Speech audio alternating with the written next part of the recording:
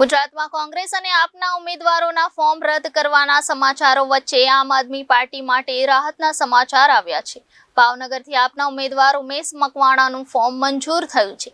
India ગઠબંધનના ઉમેદવાર ઉમેશ મકવાણાના ફોર્મમાં ઉઠાવવામાં આવેલ વાંધા અરજીનો આખરે સુખદ અંત આવ્યો છે। ભાવનગર લોકસભા બેઠકના ઇન્ડિયા ગઠબંધનના ઉમેદવાર ઉમેશ મકવાણાનું ઉમેદવારી ફોર્મ આખરે મંજૂર થયેલ છે।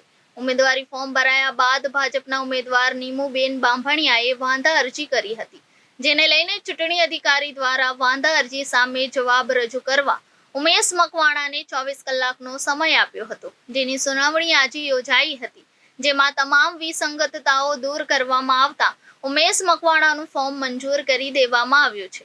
ઉમેશ મકવાણાએ જણાવ્યું કે તંત્ર પર મને પૂરો વિશ્વાસ હતો અને ચૂંટણી અધિકારીએ મારી પૂરી વાત સાંભળીને જે નિર્ણય કર્યો છે તેને હું આવકારું છું। ગઠબંધનના ઉમેદવાર ઉમેશ મકવાણાના ફોર્મમાં ભાજપ દ્વારા વાંધા અરજી કરવામાં આવી હતી। 4 જેટલા વાંધાઓ લેખિતમાં રજૂ કર્યા હતા, તેમજ 2 વાંધા મૌખિક રજૂ કરાયા હતા। તે બાબતે આજે કલેક્ટર કચેરી ખાતે ઉમેશ મકવાણા અને તેમની લીગલ ટીમ દ્વારા તેનો જવાબ આપવામાં આવ્યો। મુખ્ય વાંધામાં વર્ષ 18-19ની આવક બાબતે ખુલાસો કરાયો હતો કે નેટ ઇન્કમ અને ગ્રોસ ઇન્કમ બંને જુદી જુદી હોય છે, જે ભાજપ દ્વારા ખોટી રીતે તફાવત ઊભો કરી વાંધો ઉપાડવામાં આવ્યો હતો। તેમજ ડિગ્રી બાબતે હંમેશા ઉચ્ચ ડિગ્રી આપવાની હોય, જે ડિગ્રી સર્ટિફિકેટ આપેલ છે। આમ ભાવનગર જિલ્લા મુખ્ય ચૂંટણી અધિકારી દ્વારા તેમના જવાબ બાદ તેમનું ફોર્મ માન્ય રાખવામાં આવ્યું છે। કુલ 6 વાંધાઓ રજૂ કરવામાં આવેલા। 4 વાંધા ભારતીય જનતા પક્ષના ઉમેદવારે કુલ 4 વાંધા લેખિતમાં લીધેલા અને 2 વાંધાઓ મૌખિક રીતે આપેલા।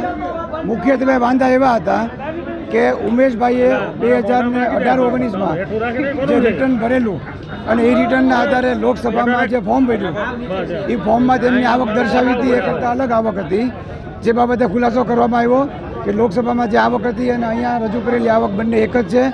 માત્ર એનું ઇન્ટરપ્રિટેશન ભારતીય જનતા પક્ષ ગલત રીતે કરતું હતું અને નેટ આવક અને ગ્રોસ ઇન્કમ એ બેને અલગ અલગ કરી અને અહીંયા અધિકારીશ્રીને ગેરમાર્ગે દોરવા જઈ રહ્યા હતા।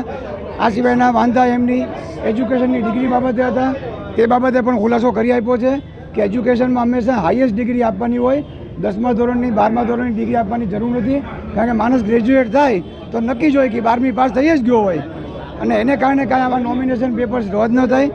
સવાલ હતો કે જે વાંધાઓ લીધેલા એ ફોર્મ સાથે જે સોગંદનામું આપેલું એ સોગંદનામાની વિગતોને મિસઇન્ટરપ્રિટ કરી અને વાંધા લીધેલા, જ્યારે કે કાયદા મુજબ ફોર્મમાં જ વાંધા હોય તો જ એનો રદ થઈ શકે અને નામદાર કલેક્ટર સાહેબે, મહેરબાન કલેક્ટર સાહેબે મુખ્ય ચૂંટણી અધિકારીશ્રીએ જે ગાઈડલાઈન આપી છે તે ગાઈડલાઈન મુજબ અત્યારે મૌખિક રીતે ફોર્મ મંજૂર કરી આપ્યું છે અને લેખિત ઓર્ડર બપોરે કલાકમાં આપી દેશે। આજે કલેક્ટર ખાતે મારા ફોર્મમાં જે નીમુબેન બાંભણિયાના પ્રતિનિધિ દ્વારા ઉત્પલ દવે દ્વારા જે લેખિત વાંધો ઉપાડવામાં આવ્યો હતો, તેમાં આજે મેં મારી લીગલ ટીમ સાથે એ વાંધાનો જવાબ રજૂ કરવામાં આવ્યો હતો માન્ય ચૂંટણી અધિકારી ઓબ્ઝર્વર પાસે, અને મારા વકીલશ્રી દ્વારા એનો દલીલ પણ કરવામાં આવી હતી અને હિતેશભાઈએ ખૂબ સારી દલીલ કરી, અમારા કોંગ્રેસના શહેર અધ્યક્ષ છે, અને એ દલીલના આધારે આજે માન્ય ચૂંટણી અધિકારી માન્ય કલેક્ટર ઓબ્ઝર્વર સાહેબે આજે મારું જે ફોર્મ રદ કરવાના જે વાંધા આપવામાં આવ્યા હતા ભારતીય જનતા પાર્ટીના ઉમેદવાર નીમુબેન બાંભણિયા દ્વારા, તે વાંધા માન્ય રાખવામાં આવ્યા નથી અને આજે મારું જે ફોર્મ જે છે એ સ્વીકારવામાં આવ્યું છે વિધિવત। એ બદલ હું વહીવટી જિલ્લા તંત્રનો આભાર માનું છું, સાથોસાથ મારા કોંગ્રેસના સાથી તમામ કાર્યકર્તાનો આભાર માનું છું, સાથોસાથ આમ આદમી પાર્ટીના કાર્યકર્તાનો આભાર માનું છું, અને આ જીત જે છે એ મારી ભાવનગરની જનતાની થઈ છે, મારી બોટાદની જનતાની જીત થઈ છે।